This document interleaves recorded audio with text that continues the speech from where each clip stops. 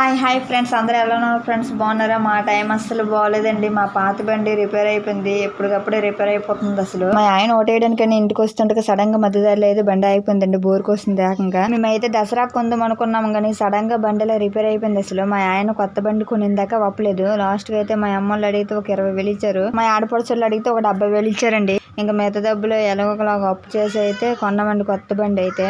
ఆ బండికి పూజ జరిపించడానికి అయితే భద్రమహాకాళం గుడికి అయితే తీసుకొచ్చామండి. కోటపాలెం దగ్గర ఉంటుంది ఈ గుడి అనేది.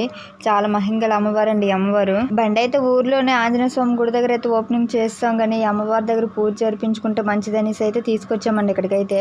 ఇదేనండి మా కొత్త బండి సూపర్ స్ప్లెండర్. 1,05,000 అయితే అయ్యిందండి.